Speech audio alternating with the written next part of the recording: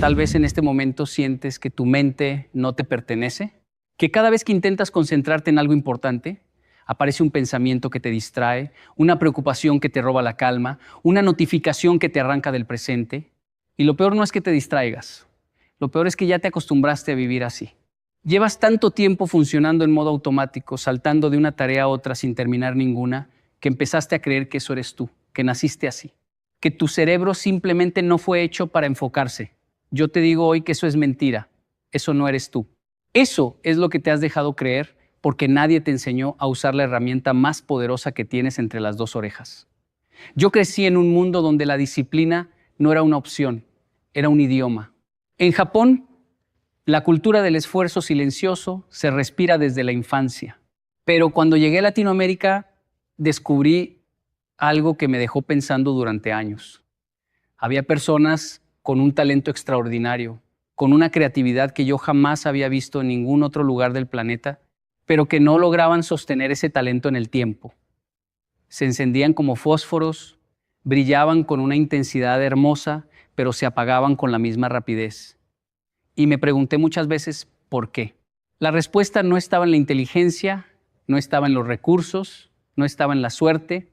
La respuesta estaba en los hábitos. Siempre estuvo en los hábitos. Déjame contarte algo que aprendí observando a un monje budista que conocí en un templo pequeño en las afueras de Kioto. Este hombre tenía más de 80 años y cada mañana, sin falta, hacía lo mismo. Se levantaba antes del amanecer, barría el patio del templo con una escoba de bambú, preparaba su té en silencio y se sentaba a meditar exactamente durante 1 hora, ni 1 minuto más, ni 1 minuto menos. Un día le pregunté si no le aburría hacer lo mismo todos los días. Me miró con esos ojos que parecían haber visto 1000 vidas y me dijo algo que nunca olvidé. Me dijo, no hago lo mismo todos los días. Cada día soy una persona distinta haciendo las mismas cosas y eso me transforma. Ese día entendí que la repetición no es monotonía, la repetición es escultura. Cada vez que repites un acto con intención, estás tallando tu carácter como un escultor talla la piedra. No ves el cambio día a día, pero cuando miras hacia atrás después de 1 año ya no reconoces la roca de la que partiste. El primer hábito que transforma un cerebro disperso es el más difícil de aceptar en un mundo que glorifica el ruido. Es el hábito del silencio intencional. No estoy hablando de no hablar, estoy hablando de crear espacios dentro de tu día donde tu mente no recibe nada. Ni música, ni podcasts, ni videos, ni conversaciones, ni redes sociales, nada. Solo tú y el vacío, porque tu cerebro está sobrecargado. Imagínate una computadora con 300 pestañas abiertas. Así funciona tu mente cuando no le das descanso. Cada estímulo que recibes ocupa memoria, consume energía, fragmenta tu atención y al final del día sientes que hiciste mucho pero no avanzaste en nada. El silencio no es la ausencia de sonido, es la presencia de ti mismo. Cuando te sientas en silencio durante 15 o 20 minutos sin hacer absolutamente nada, algo extraordinario comienza a ocurrir. Al principio sientes incomodidad, ansiedad, ganas de agarrar el teléfono. Eso es normal. Eso es tu cerebro protestando porque le estás quitando la droga a la que lo acostumbraste. Pero si aguantas, si te quedas ahí, sin moverte, sin distraerte, empiezas a escuchar tu propia voz interior. Esa voz que llevas años ignorando porque el ruido del mundo es más fuerte. Yo practiqué el silencio durante años y puedo decirte que cambió la estructura de mi pensamiento. Antes, mis ideas eran como pájaros asustados que volaban en todas direcciones. Después del silencio constante, esos mismos pájaros empezaron a volar en formación. Mis pensamientos se ordenaron, mis prioridades se clarificaron y descubrí que la mayoría de las cosas que me preocupaban no merecían ni 1 segundo de mi atención. El silencio te revela qué es importante y qué es solo ruido disfrazado de urgencia. El segundo hábito es algo que en Japón llamamos Kaizen. Es el principio de la mejora continua a través de pasos increíblemente pequeños. Tu cerebro disperso no necesita una revolución, necesita una evolución. Y la evolución es lenta, paciente, casi invisible. Muchas personas fracasan porque intentan cambiar todo de un día para otro. Se levantan un lunes decididos a transformar su vida completa. Van a hacer ejercicio, van a meditar, van a comer saludable, van a leer, van a dejar las redes sociales, van a acostarse temprano y para el miércoles ya abandonaron todo porque la montaña que construyeron era demasiado alta para escalarla de un salto. Kaizen te dice algo diferente. Te dice que el cambio verdadero no viene de grandes acciones esporádicas, sino de pequeñas acciones constantes. Si no puedes meditar 20 minutos, medita 1. Si no puedes leer 30 páginas, lee 1. Si no puedes hacer ejercicio 1 hora, camina 5 minutos. Pero hazlo todos los días, sin excepción, porque lo que entrena tu cerebro no es la intensidad del esfuerzo, sino la consistencia del compromiso. Conocí a un hombre en Colombia que me contó su historia y me conmovió profundamente. Era un ingeniero brillante que había perdido su trabajo, su familia y su salud mental porque no podía concentrarse en nada durante más de 10 minutos. Los médicos le diagnosticaron déficit de atención severo y le recetaron medicamentos que lo hacían sentir como un zombi. Un día decidió aplicar Kaizen de la forma más básica posible. Se puso un solo objetivo. Cada mañana, antes de tocar su teléfono, iba a sentarse en una silla y mirar por la ventana durante exactamente 60 segundos. Solo eso, 60 segundos de no hacer nada. Le pareció ridículo al principio, pero lo hizo. Y al cabo de una semana, sin que nadie se lo pidiera, aumentó a 2 minutos. Después a 5. Después empezó a notar que su capacidad de atención durante el día mejoraba. 3 meses después estaba meditando 15 minutos cada mañana y había recuperado un nivel de enfoque que no tenía desde la adolescencia. Su cerebro no estaba roto. Estaba desnutrido de silencio y sobrealimentado de estímulos. El tercer hábito es el que más resistencia genera porque te obliga a mirarte con honestidad brutal. Es el hábito de curar tu entorno. Tu cerebro no funciona en el vacío. Tu cerebro es un reflejo exacto del entorno en el que vives. Si tu cuarto está desordenado, tu mente estará desordenada. Si tu teléfono está lleno de aplicaciones que te roban tiempo, tu día estará lleno de horas perdidas. Si las personas que te rodean son personas que se quejan constantemente, que no tienen metas, que viven en el drama perpetuo, tu mente adoptará esos patrones sin que te des cuenta. El entorno programa el cerebro. Eso no es filosofía, es neurociencia. Tu cerebro tiene un sistema llamado neuronas espejo que literalmente copia los patrones de comportamiento de las personas que te rodean. Si pasas 8 horas al día con gente que no tiene disciplina, tu cerebro aprenderá que la indisciplina es normal. Si pasas 8 horas al día consumiendo contenido basura en Internet, tu cerebro aprenderá que la superficialidad es aceptable. En Japón existe un concepto que se llama Seiri, que es la primera de las 5 S de la organización. Significa clasificar y eliminar lo innecesario. No solo en tu espacio físico, sino en tu espacio mental. Haz una auditoría honesta de tu vida. Mira tu teléfono y pregúntate cuántas de estas aplicaciones realmente me acercan a la persona que quiero ser. Mira tu lista de contactos y pregúntate cuántas de estas relaciones me nutren y cuántas me drenan. Mira cómo pasas tus horas libres y pregúntate, ¿esto es descanso o es anestesia? Porque hay una diferencia enorme entre descansar y anestesiarte. Descansar te recarga. La anestesia solo te hace olvidar por un rato que estás cansado. Las redes sociales, las series interminables, el scroll infinito, todo eso es anestesia. Cuando terminas, no te sientes mejor, te sientes vacío. Y ese vacío lo llenas con más anestesia y así se forma un ciclo que destruye la capacidad de tu cerebro para enfocarse en lo que importa. El cuarto hábito es el que conecta tu cuerpo con tu mente de una forma que la mayoría ignora. Es el hábito del movimiento con propósito. No te estoy hablando de ir al gimnasio para tener músculos grandes o un cuerpo que se vea bien en fotos. Te estoy hablando de mover tu cuerpo como un acto de respeto hacia tu cerebro. Porque cada vez que caminas, que corres, que nadas, que bailas, tu cerebro recibe un baño de sustancias químicas que reparan, fortalecen y crean nuevas conexiones neuronales. Hay una proteína que se llama factor neurotrófico derivado del cerebro, que es como fertilizante para tus neuronas. Y la forma más efectiva de producirla es a través del ejercicio físico. Cuando mueves tu cuerpo, literalmente estás cultivando tu cerebro. Yo descubrí esto de una forma muy personal. Hubo una época en mi vida donde el estrés me consumía. Viajaba constantemente, daba conferencias en diferentes países, dormía poco y comía peor. Mi mente se sentía como un motor viejo que funcionaba a la fuerza, pero que estaba a punto de explotar. Un amigo, que era maestro de artes marciales, me invitó a caminar con él por un sendero en las montañas cerca de Bogotá.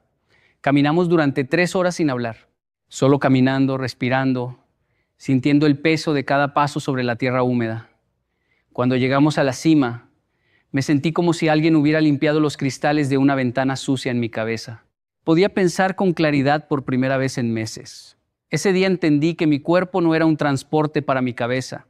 Mi cuerpo era una parte integral de mi capacidad de pensar. Descuidar el cuerpo es sabotear la mente.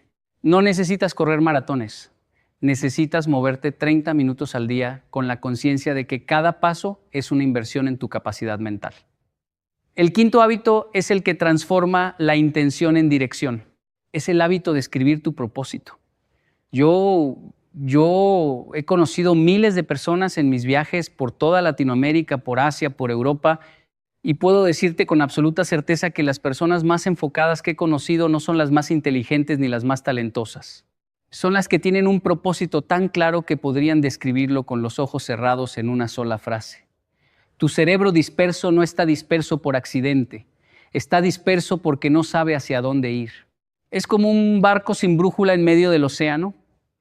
Tiene motor, tiene combustible, tiene capacidad para navegar miles de kilómetros, pero sin una dirección clara. Solo da vueltas en círculos gastando energía sin llegar a ningún puerto. Escribir tu propósito no es hacer una lista de metas. Las metas son importantes, pero el propósito es diferente. El propósito es el porqué detrás de todas las metas. Es la razón por la que te levantas cuando la vida te golpea. Es lo que te mantiene caminando cuando no ves resultados. Yo le pido a cada persona que asiste a mis conferencias que haga un ejercicio muy simple. Toma un papel y escribe la respuesta a esta pregunta. Si mañana desaparecieran todos los obstáculos de tu vida, si tuvieras todo el dinero, todo el tiempo y toda la salud del mundo, ¿qué harías con tu vida?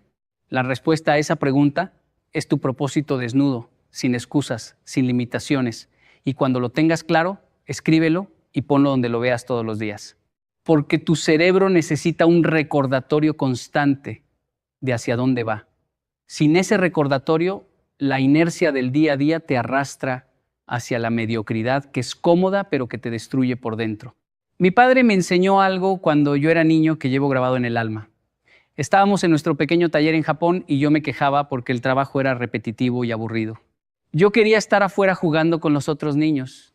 Mi padre dejó de trabajar, me miró directamente a los ojos y me dijo: Kenji, un hombre sin propósito es como un río sin cauce.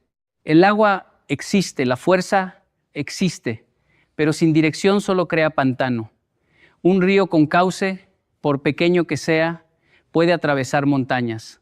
Yo no entendí esas palabras hasta muchos años después.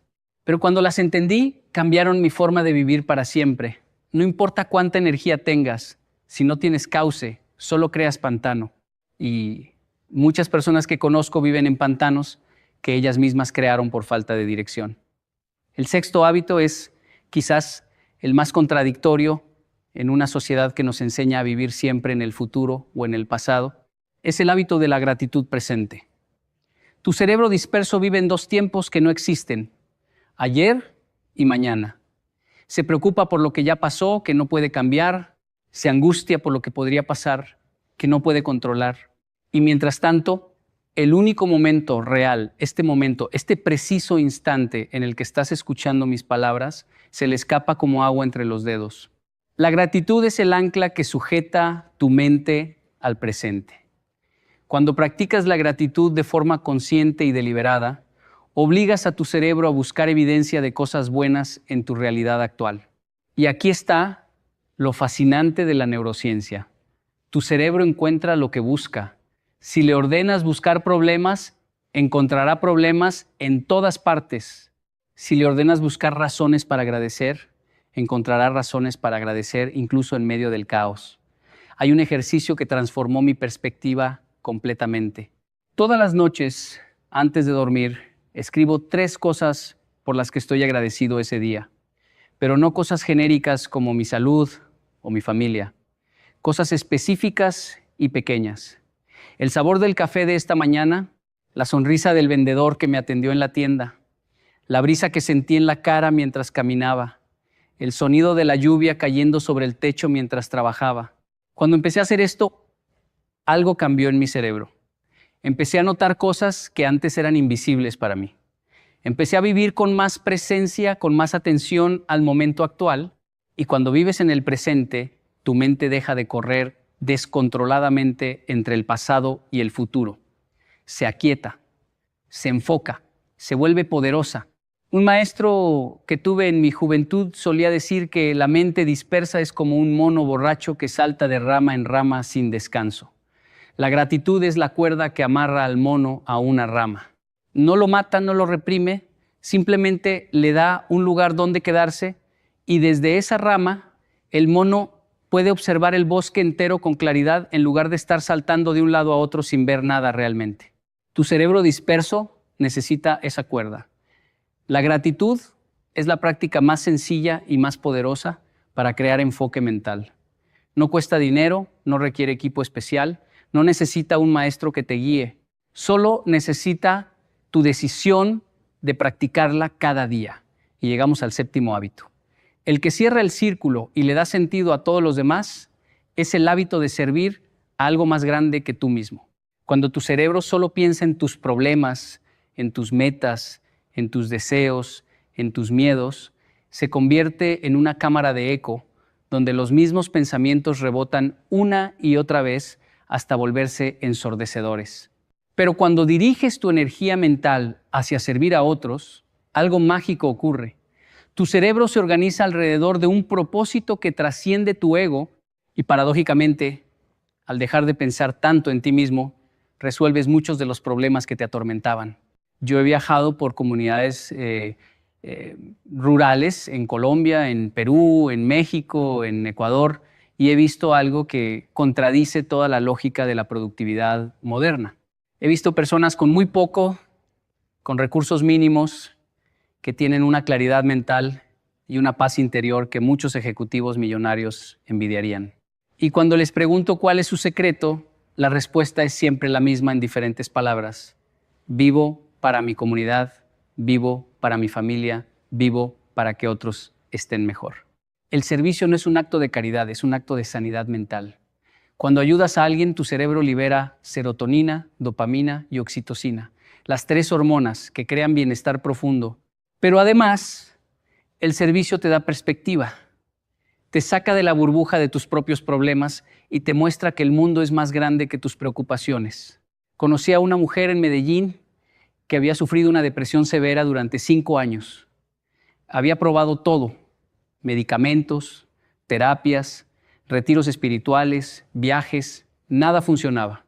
Su mente estaba tan dispersa por la depresión que no podía mantener un trabajo ni una relación. Un día, casi por accidente, empezó a ayudar en un comedor comunitario que alimentaba a niños de bajos recursos. Iba 3 veces por semana a servir comida y a sentarse con los niños mientras comían. Me contó que las primeras semanas lloraba en el camino de regreso a casa, pero no de tristeza, sino de algo que no podía explicar. Era como si una parte de ella que había estado dormida estuviera despertando. 6 meses después, su psiquiatra le redujo la medicación a la mitad.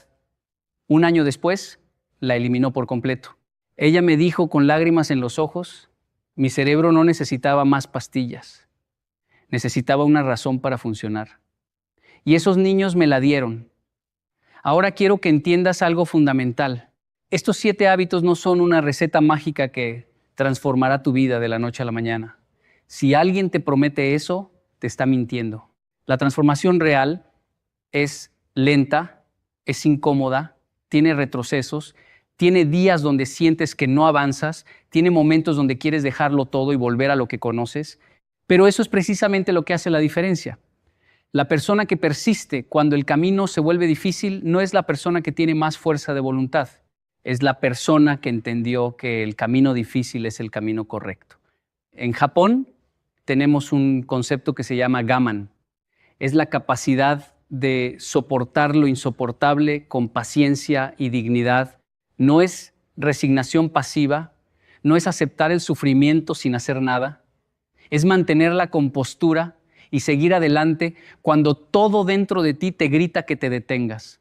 Gaman es lo que necesitas cuando estás en el día 15 de tu nuevo hábito de silencio y te sientes ridículo sentado en una silla sin hacer nada mientras tu teléfono vibra con 100 notificaciones. Gaman es lo que necesitas cuando todos a tu alrededor siguen viviendo en el caos y tú eres el único que está intentando cambiar. Gaman es lo que necesitas cuando miras tu propósito escrito en ese papel y sientes que es imposible de alcanzar. Pero déjame decirte algo que he aprendido en mis casi 6 décadas de vida. La imposibilidad es una opinión, no un hecho. Todo lo que hoy consideras normal fue alguna vez considerado imposible. Que un ser humano pudiera volar era imposible hasta que 2 hermanos en Kitty Hawk decidieron que no lo era. Que una persona pudiera comunicarse instantáneamente con alguien al otro lado del planeta era imposible hasta que alguien decidió intentarlo de todas formas. Tu cerebro disperso puede convertirse en un cerebro enfocado, disciplinado e imparable. No porque lo diga yo, sino porque la neurociencia ha demostrado que tu cerebro es plástico, moldeable, adaptable. Cada hábito que implementas crea nuevas rutas neuronales, fortalece conexiones existentes y debilita los patrones que ya no te sirven. Piensa en tu cerebro como un campo. Si siempre caminas por el mismo sendero, ese sendero se hace más profundo, más claro, más fácil de transitar. Tus hábitos actuales de dispersión son senderos profundos que tu cerebro recorre sin esfuerzo porque los has caminado miles de veces. Cuando empiezas un nuevo hábito, estás abriendo un sendero nuevo en medio de la maleza. Al principio es difícil, incómodo, lento, pero cada vez que lo recorres se hace un poco más ancho, un poco más claro. Y con el tiempo, ese nuevo sendero se convierte en tu camino principal, mientras el antiguo se cubre de hierba y desaparece. Yo mismo pasé por un periodo de mi vida donde mi mente era un caos absoluto. Fue cuando recién llegué a Colombia desde Japón. Todo era nuevo, todo era diferente, todo me desorientaba. El idioma, la cultura, la forma de relacionarse, el ritmo de vida. Mi cerebro intentaba procesar millones de estímulos simultáneamente y el resultado era una parálisis mental que me impedía avanzar. Recuerdo noches enteras sin dormir porque mi mente no se callaba. Pensamientos que iban y venían como olas furiosas contra una roca. Fue en ese momento cuando decidí volver a las raíces. Volver a los principios básicos que mi cultura me había enseñado desde niño. Empecé con el silencio. 5 minutos cada mañana. Después agregué el orden de mi espacio. Después la caminata diaria. Y poco a poco, como una imagen que se va aclarando cuando limpias el cristal empañado, mi mente empezó a funcionar de nuevo. Lo que quiero que entiendas con mi experiencia es que nadie está exento, nadie tiene un cerebro que funcione perfectamente todo el tiempo. La diferencia entre una persona enfocada y una persona dispersa no es genética, no es suerte, no es privilegio, es decisión. Es la decisión de hacer hoy lo que otros no están dispuestos a hacer para tener mañana lo que otros no van a tener. Y esa decisión se renueva cada día, no es una decisión que tomas una vez y ya. Es una decisión que tomas cada mañana cuando suena la alarma y tienes 2 opciones: seguir durmiendo o levantarte y trabajar en la persona que quieres ser. Quiero hablarte de algo que casi nunca se menciona cuando se habla de hábitos y productividad. Se habla mucho de disciplina, de rutinas, de técnicas, pero casi nadie habla de la compasión contigo mismo, porque vas a fallar. Te lo garantizo. Vas a tener días donde no medites, donde comas basura, donde pierdas 3 horas en el teléfono, donde no escribas nada, donde no camines un solo paso, donde te sientas tan agotado que el solo hecho de existir te parezca un esfuerzo excesivo. Y en esos días, la voz más destructiva no va a ser la de otra persona, va a ser la tuya. Esa voz interior que te dice que eres un fracaso, que nunca vas a cambiar, que para qué intentarlo si siempre terminas igual. Esa voz es la verdadera enemiga de tu transformación. En la tradición japonesa existe el arte del kintsugi. Es la técnica de reparar cerámica rota con oro líquido. En lugar de esconder las grietas, la resalta con el material más precioso. La filosofía detrás del kintsugi es profunda. Las fracturas no disminuyen el valor de un objeto, lo aumentan porque cuentan una historia de resiliencia.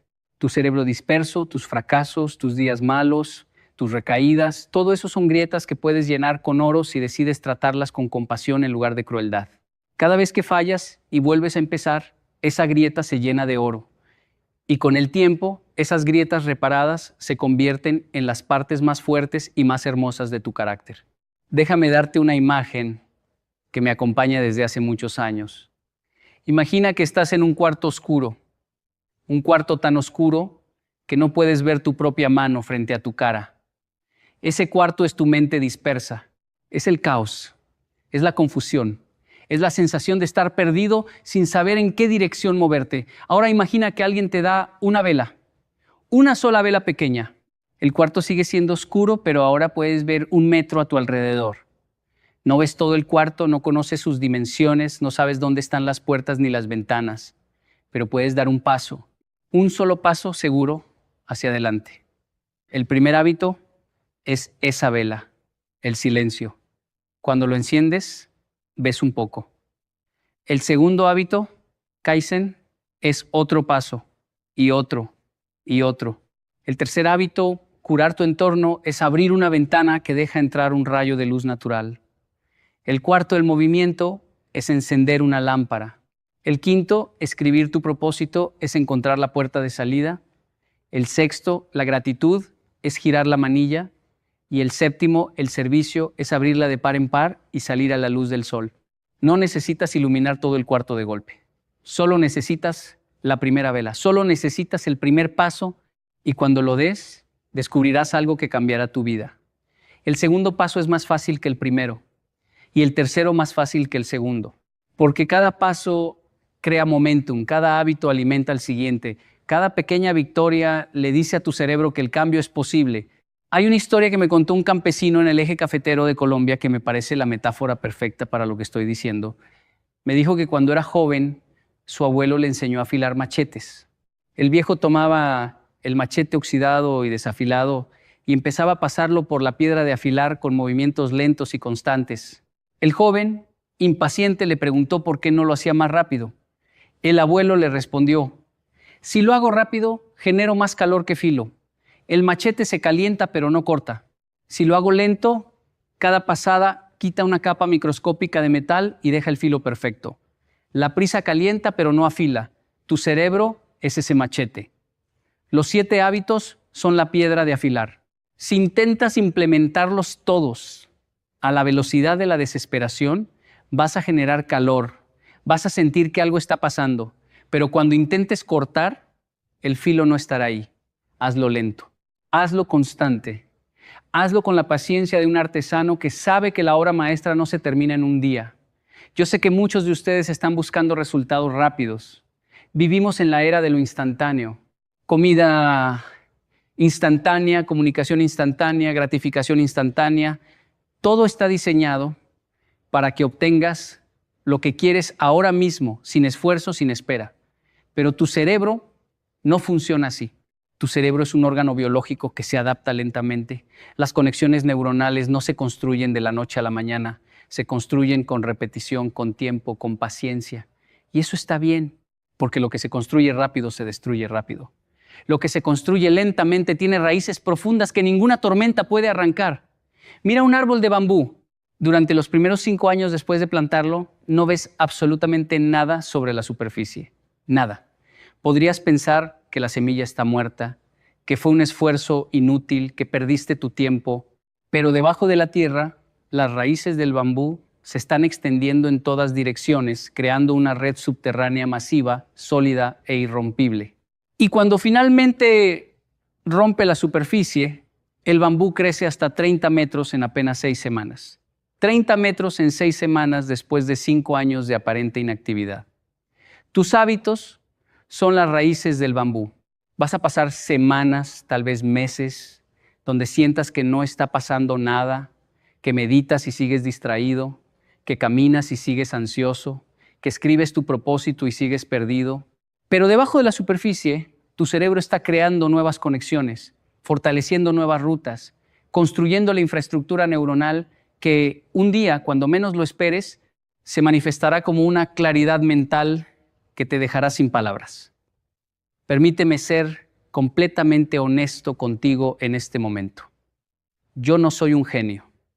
No tengo un coeficiente intelectual extraordinario No nací con habilidades especiales. Soy un hombre común y corriente que aprendió que la disciplina puede compensar cualquier deficiencia de talento. Lo que me ha llevado a recorrer el mundo compartiendo estas ideas no es inteligencia superior, es consistencia. Es la terquedad de hacer lo correcto día tras día, aunque no tenga ganas, aunque esté cansado, aunque el mundo me diga que es inútil. Esa terquedad, esa consistencia, esa decisión repetida de elegir el camino difícil, eso es lo que transforma a un cerebro disperso en uno imparable. Y la palabra imparable no significa que no te detienes nunca. Significa que cuando te detienes siempre vuelves a empezar. Imparable no es el que nunca cae, es el que siempre se levanta. Es el que tiene la humildad de reconocer que falló y el coraje de intentarlo de nuevo.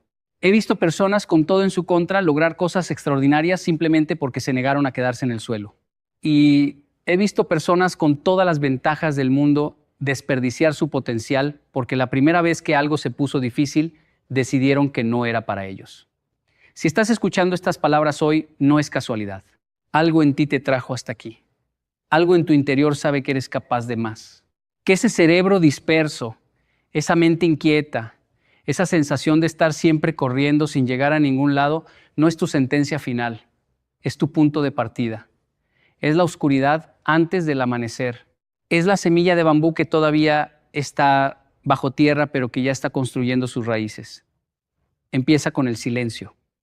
Mañana, antes de revisar tu teléfono, siéntate un minuto en silencio. Solo un minuto. No necesitas más por ahora. Ese minuto es tu primera vela en el cuarto oscuro. Es tu primer trazo de oro sobre la grieta. Es tu primer paso en un camino que va a transformar no solo tu cerebro, sino tu vida entera. Porque cuando tu mente se enfoca, todo cambia. Tus relaciones mejoran porque estás presente. Tu trabajo mejora porque puedes concentrarte. Tu salud mejora porque tomas mejores decisiones. Tu paz interior se fortalece porque ya no estás en guerra contigo mismo. Yo llevo décadas caminando este sendero y puedo decirte con toda la certeza de mi experiencia que vale la pena. Cada segundo de incomodidad, cada momento de duda, cada día donde sentí que no avanzaba, todo valió la pena porque me trajo hasta aquí. Hasta este momento donde puedo mirarte a los ojos, aunque sea a través de una pantalla, y decirte con absoluta convicción, tu cerebro no está roto. Tu cerebro está esperando que le des las herramientas correctas para funcionar como fue diseñado. Esas herramientas son los 7 hábitos que hoy compartí contigo. Silencio, mejora continua, entorno saludable, movimiento, propósito, gratitud y servicio. 7 llaves para 7 puertas. Y detrás de la última puerta está la versión de ti que siempre supiste que podías ser, pero que nunca te atreviste a buscar. La pregunta no es si puedes hacerlo. La ciencia dice que puedes. La experiencia de millones de personas dice que puedes. Mi propia vida dice que puedes. La única pregunta que queda es, ¿vas a empezar hoy o vas a seguir esperando un mañana que nunca llega? Porque el mañana es la mentira más seductora que nos contamos. Mañana empiezo, mañana cambio, mañana me disciplino. Y ese mañana se convierte en semanas, meses, años de una vida vivida a medias, de un potencial desperdiciado, de un cerebro brillante, cubierto de polvo porque su dueño decidió que mañana era mejor momento para limpiarlo hoy. No mañana, hoy. Ese minuto de silencio, esa caminata de 5 minutos, esa aplicación que borras de tu teléfono, esa frase de propósito que escribes en un papel, esa cosa pequeña, insignificante, casi ridícula en su simplicidad, que puede ser el primer paso de la transformación más grande de tu vida. Porque los grandes cambios nunca comienzan con grandes acciones. Comienzan con una decisión pequeña, tomada en un momento ordinario, por una persona común que se cansó de ser menos de lo que puede ser. Y tú ya te cansaste. Lo sé porque estás aquí. Lo sé porque algo en estas palabras resonó en un lugar dentro de ti que tiene hambre de cambio. Escucha ese hambre. Aliméntalo. No lo ignores. No lo anestesies. No lo postergues. Dale lo que necesita. 1 minuto de silencio. un paso, una vela en la oscuridad y deja que la luz haga su trabajo, porque la luz, por pequeña que sea, siempre vence a la oscuridad, siempre, sin excepción. Un cerebro disperso es un cuarto oscuro esperando una vela. Tú tienes esa vela en tus manos. Lo único que falta es que la enciendas. ¿Alguna vez has sentido que algo invisible te jala hacia abajo exactamente cuando estás a punto de subir? Que hay una fuerza que no puedes tocar con las manos, pero que pesa en el pecho como si alguien hubiera puesto una piedra dentro de ti mientras dormías. Ese peso que no tiene nombre. Esa incomodidad que aparece después de compartir una buena noticia con alguien y que en lugar de sentirte celebrado, regresas a casa con algo extraño en el estómago, algo que no sabes explicar, algo que si lo dijeras en voz alta sonaría paranoico, egoísta, exagerado, y entonces te callas y te convences de que estás imaginando cosas y sigues adelante, pero el peso no se va. Hoy quiero hablar de eso, de ese peso que no tiene nombre, porque hay algo que nadie te enseña cuando eres niño, algo que la escuela nunca pone en sus libros, algo que incluso las personas más sabias de tu familia guardaron en silencio por miedo a parecer vanidosas o rencorosas. Y es esto: la envidia existe, es real, es silenciosa y puede vivir en el corazón de personas que sonríen contigo todos los días. No te digo esto para que desconfíes de todos, te lo digo para que aprendas a protegerte, para que entiendas lo que está pasando a tu alrededor cuando las señales empiezan a aparecer. Porque hay señales, siempre hay señales.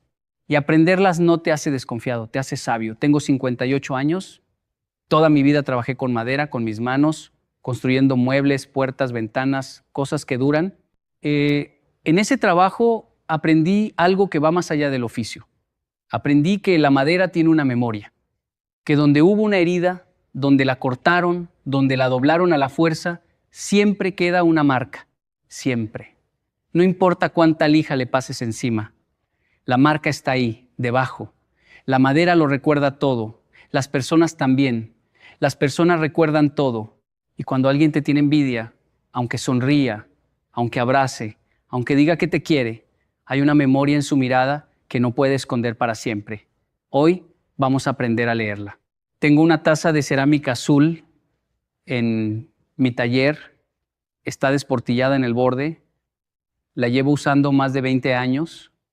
Mi esposa quiso tirarla muchas veces, me decía que era fea, que ya no servía bien, que mejor comprábamos una nueva, pero yo me negué siempre, no porque sea terco, sino porque esa taza me la regaló un hombre que me enseñó algo que no olvidaré mientras viva. Y cuando te cuente lo que pasó con él, vas a entender por qué la guardo. ¿Por qué la miro cada mañana antes de empezar a trabajar?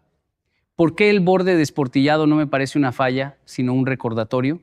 Pero antes de llegar ahí, necesito que entiendas algo fundamental sobre la envidia, algo que casi nadie te dice cuando te habla de este tema, porque casi todos se quedan en la superficie, en los clichés, en los consejos fáciles de dar y difíciles de vivir.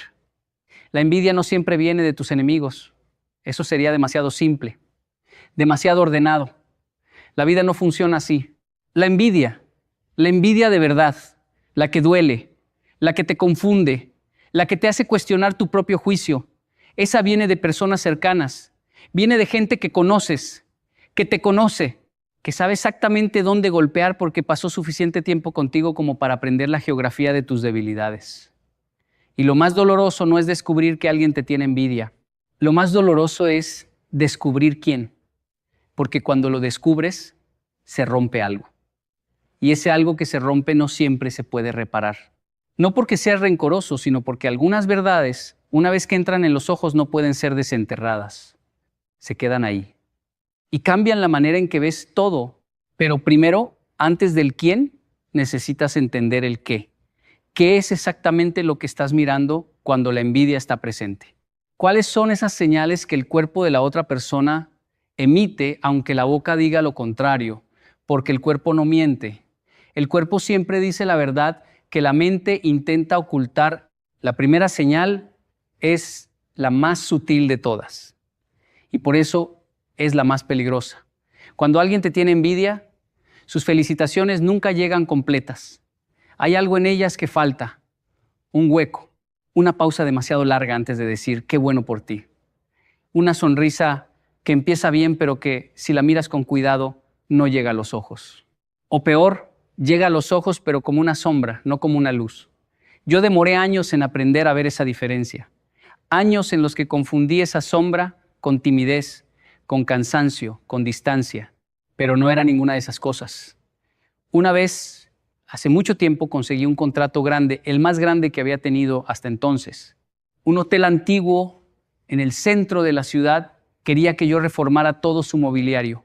3 meses de trabajo garantizado, buen pago, reconocimiento. Cuando se lo conté a uno de mis amigos más cercanos de aquel entonces, un hombre con quien compartía el taller desde hacía 8 años, él me dijo, qué bien, Marcos, qué bien, y sonrió. Pero en esa sonrisa había algo que en ese momento no supe nombrar, algo que se parecía al esfuerzo, como si sonreír le costara, como si cada músculo de su cara estuviera haciendo un trabajo para llegar a esa expresión.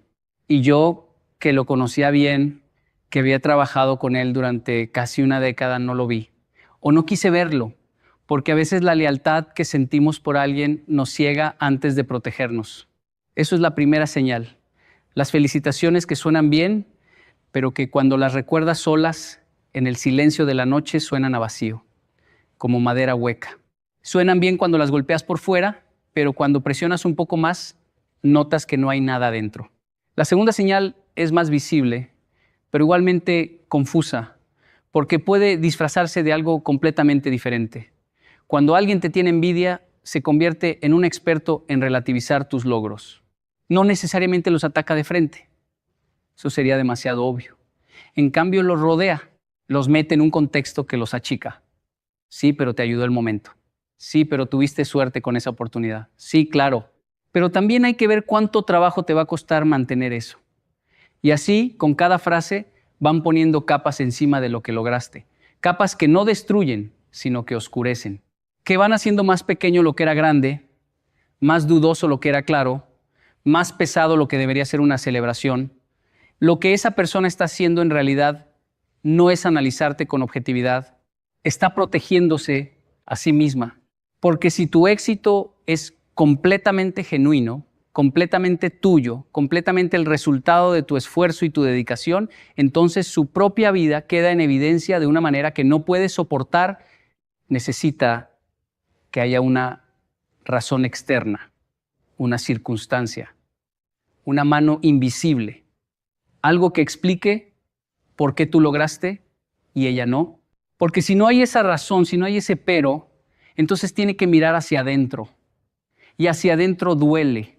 Aquella vez del hotel, mi amigo fue el primero en mencionar que el proyecto no era tan seguro como parecía, que los hoteles viejos siempre traían problemas, que tal vez me estaba comprometiendo con algo que podría salir mal. Yo escuché eso y por un momento, solo un momento, sentí el peso de la duda. Esa es la trampa, que la voz de la envidia ajena muchas veces termina habitando nuestro propio pensamiento. Y entonces ya no es él el que duda de nosotros, somos nosotros mismos. Guárdate de esa voz, apréndela. Cuando alguien empieza a poner peros en medio de tus buenas noticias, escucha bien. No porque siempre sea envidia, porque a veces es cuidado genuino, a veces es experiencia, a veces es sabiduría que viene del amor, pero aprende a distinguir el sabor de uno y de otro. El cuidado genuino te deja con más claridad, no con más miedo. La envidia disfrazada de consejo te deja con menos fe en ti mismo. La tercera señal es la que más trabaja en la oscuridad, la que más daño hace sin que jamás puedas señalarla con el dedo. Es el comentario que no fue dicho para ti, sino sobre ti. La frase que llegó por tercera boca, la historia que se contó en tu ausencia y que cuando llega a ti ya viajó por tantas personas que ni siquiera reconoces el origen, pero lo reconoces a él. Lo reconoces por el sabor, por la forma en que está construida la frase, por los detalles que esa persona mencionó que solo ella podría saber. Porque eso también es una señal. El envidioso rara vez construye mentiras de la nada. Las construye con materiales reales, con cosas que vio, con conversaciones que escuchó, con contextos que conoce. Y eso hace que sus medias verdades sean mucho más peligrosas que las mentiras completas, porque una mentira completa es fácil de desmentir, una media verdad no. Una media verdad vive en ese territorio confuso donde la realidad y la distorsión se mezclan y nadie sabe con certeza dónde termina una y empieza la otra. Cuando esto te pase, cuando llegue a tus oídos algo que tiene tu sabor pero que viene envuelto en algo que no reconoces, no reacciones de inmediato. Esa es la tentación. Reaccionar, confrontar, defenderte en voz alta. Pero la reacción inmediata casi siempre termina beneficiando a quien la provocó, porque entonces el foco se pone en tu reacción, no en lo que fue dicho. Y de repente eres tú el problemático, el que no sabe manejar las críticas, el que siempre hace un drama. El silencio estratégico es la respuesta más inteligente. No el silencio de quien no sabe qué decir. El silencio de quien sabe exactamente lo que está pasando y elige su tiempo. Porque el tiempo siempre termina revelando las raíces de las cosas. La cuarta señal requiere que prestes atención no a lo que la otra persona te dice, sino a lo que hace cuando no está dirigiéndose a ti directamente. Cuando alguien te tiene envidia, su comportamiento cambia en presencia de otras personas que te admiran o te respetan. Hay una competencia invisible que esa persona empieza a jugar. Un intento sutil de ocupar el espacio, de interrumpir en el momento preciso, de añadir información que suene más importante, de contar una historia propia que opaque la tuya sin que nadie note lo que está haciendo. Es como si tu presencia activara en esa persona una necesidad de demostrarse a sí misma o a los demás. No siempre está claro, pero la necesidad está ahí, visible en los momentos en que no debería estar visible. En la reunión donde de repente te interrumpe 2 veces, en la cena donde redirige la conversación cada vez que empieza a girar alrededor de ti, en el grupo de amigos donde minimiza algo que dijiste antes de que los demás puedan responder. Yo lo vi muchas veces con mi amigo. Cuando llegaban clientes al taller y me preguntaban sobre algún trabajo que yo había hecho, él siempre encontraba la manera de entrar en la conversación. No de manera agresiva, sino de esa manera suave, casi invisible, que solo puedes detectar si estás muy atento. Sí, ese diseño lo trabajamos los dos. Fue una idea que surgió de una conversación que tuvimos. Pequeñas adiciones que no eran del todo falsas, pero que tampoco eran del todo ciertas. Y que cambiaban muy sutilmente el mapa de la historia. En ese momento yo lo dejé pasar. Pensé que era su manera de ser parte de algo. Pensé que era orgullo compartido. Ahora entiendo que era otra cosa. Era la necesidad de estar donde la luz caía, aunque para eso tuviera que pararse en un lugar que no le correspondía. La quinta señal es la que más te descoloca emocionalmente porque viene exactamente cuando más la necesitas. Cuando alguien te tiene envidia, su ausencia es más elocuente que su presencia. Desaparece en tus momentos de éxito genuino.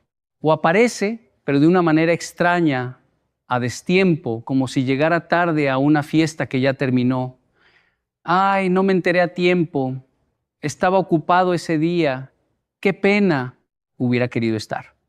Pero cuando algo sale mal, cuando hay un tropiezo, cuando la vida te da un golpe inesperado, esa persona aparece. Y aparece con una energía diferente. Una energía que a veces se disfraza de compasión, pero que si la sientes bien tiene algo que no termina de encajar. Un brillo en los ojos que no debería estar ahí. Una urgencia en las preguntas que va más allá de la preocupación genuina. Una manera de escuchar que se parece más a beber que a acompañar. No te digo esto para que desconfíes de quienes te buscan en tus momentos difíciles. Te digo que aprendas a distinguir porque hay personas que te buscan en la oscuridad porque les importas y hay personas que te buscan en la oscuridad porque la oscuridad las alivia. Porque cuando estás abajo, la distancia entre ustedes se acorta. Y eso, para alguien que vive comparándose contigo sin que tú lo sepas, es un alivio profundo.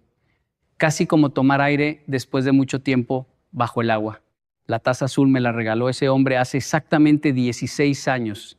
Se llamaba Esteban Y Esteban fue la persona que más me enseñó sobre la envidia, no porque fuera un maestro, sino porque fui yo el que la sufrió, su envidia, durante años, sin saberlo. Cuando empecé a reconocer las señales, cuando empecé a ver el patrón, ya era tarde para algunas cosas. Ya habíamos tenido conversaciones que no podían deshacerse. Ya habían llegado a mis clientes comentarios que yo nunca pude rastrear del todo. Ya habíamos construido juntos una historia de trabajo que cuando terminó de la manera en que terminó, dejó en mí una pregunta que demoré mucho tiempo en responder. ¿Cómo no lo vi antes? La respuesta, cuando finalmente la encontré, fue incómoda. No lo vi antes, porque no quería verlo.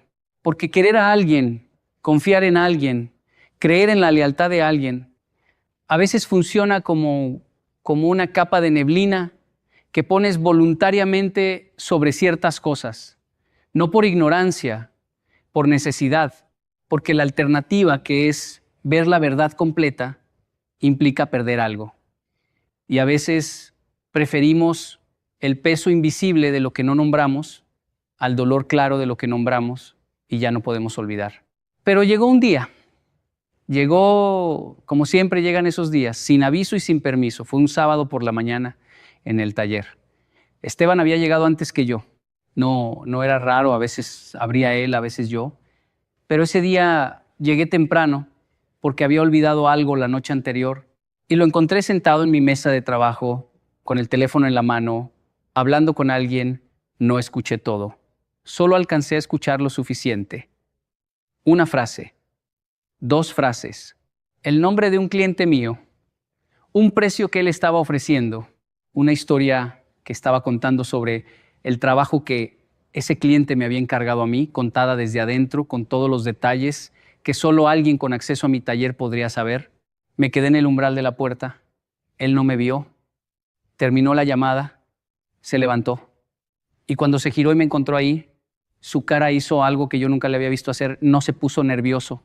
No se rojo, no tartamudeó, simplemente me miró y en esa mirada había algo que yo no esperaba encontrar en ese momento. Había cansancio, no culpa, no miedo, no la agresividad defensiva de quien es atrapado haciendo algo malo, sino cansancio. El cansancio de alguien que lleva mucho tiempo cargando algo. Y entonces entendí algo que no había entendido antes. Que la envidia es agotadora para quien la siente, que vivir comparándote en silencio, que construir tu identidad alrededor de lo que otro tiene o logra, que pasar los días midiendo la distancia entre tu vida y la de alguien más, eso consume, eso vacía, eso deja a las personas con ese cansancio en los ojos que yo vi en Esteban ese sábado de mañana. No peleamos, no grité, no exigí explicaciones, hubo un silencio largo entre los dos. Uno de esos silencios que contienen más palabras que cualquier conversación que hubiéramos podido tener. Y al final él tomó la taza azul que estaba sobre la mesa, la taza que yo siempre usaba para tomar el café de la mañana, la puso frente a mí y dijo, te la dejo. Y se fue. No volvió al taller. No llamó, no mandó mensaje, simplemente no volvió. Y yo me quedé con la taza en la mano, mirando el borde desportillado, pensando en todas las mañanas que habíamos tomado café juntos en ese lugar, en todas las conversaciones que habíamos tenido, en todos los años que habían pasado sin que yo viera lo que ahora era imposible no ver. La sexta señal la aprendí mucho después, cuando pude mirar hacia atrás con distancia, es esta: cuando alguien te tiene envidia, reacciona de manera desproporcionada ante tus fracasos.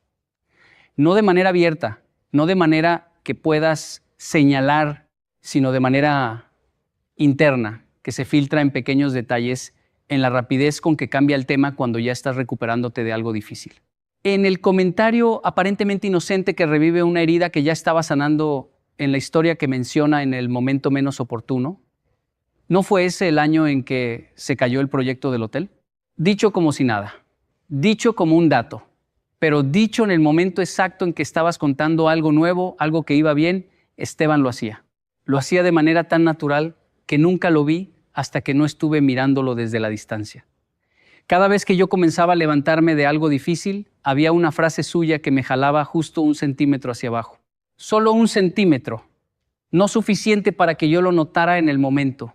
suficiente para que el proceso de levantarme fuera siempre un poco más lento de lo que debería haber sido. Eso también es envidia, no la que derrumba de un golpe, la que trabaja lento, la que va poniendo pequeñas piedras en el camino una por una, tan separadas entre sí que nunca parece que haya un patrón, pero que sumadas terminar formando un obstáculo que no sabes explicar. La séptima señal es la del elogio que hiere.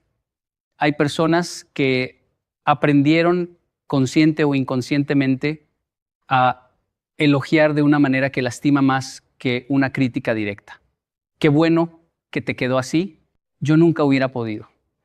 Que parece un cumplido, pero que al mismo tiempo te está diciendo que lo que hiciste está fuera de lo alcanzable para personas normales, que te ubica en un lugar separado, distante, casi real. O el clásico, tú siempre todo te sale bien, que también parece un cumplido, pero que en realidad es una acusación, porque siempre todo te sale bien, borra el esfuerzo, borra las noches, borra los momentos en que también a ti se te cayó algo y tuviste que recogerlo del suelo.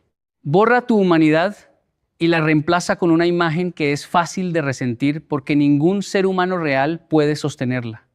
El envidioso necesita que tú seas perfecto de la misma manera en que necesita que seas suerte. Porque si eres perfecto, no eres humano y entonces no hay competencia real. Y si es suerte, entonces tampoco hay competencia real.